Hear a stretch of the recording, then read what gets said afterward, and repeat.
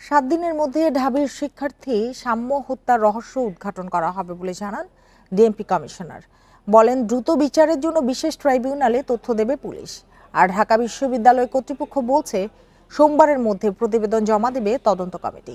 শনিবার বিকেলে বিশ্ববিদ্যালয় প্রশাসন ও ডিএমপি কমিশনারের বৈঠক শেষে এসব তথ্য দেন তারা।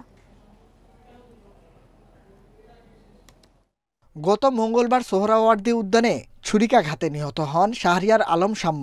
এ পরিস্থিতিতে তদন্তের অগ্রগতি ও ক্যাম্পাসের নিরাপত্তা নিয়ে জরুরি বৈঠকে বসে বিশ্ববিদ্যালয় প্রশাসন। অংশ নেন উপাচার্য ও ডিএমপি কমিশনার সহ দায়িত্বশীলরা। বৈঠকে ডিএমপি কমিশনার বলেন, সাম্য হত্যার তদন্তে দ্রুত কাজ করছে পুলিশ। 7 দিনের মধ্যে দেয়া হবে প্রতিবেদন।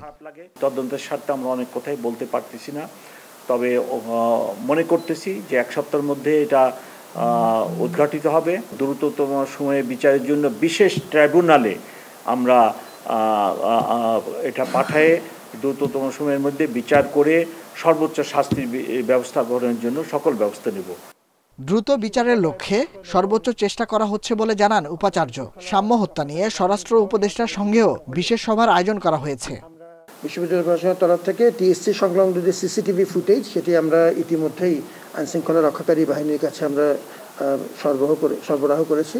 সম্মানিত ডিন কলা অনুষদের নেতৃত্বে আমরা একটি শক্তিশালী 7 সদস্য বিশিষ্ট কমিটি করে দিয়েছি। তারা পূর্ণোদ্যমে কাজ করছেন।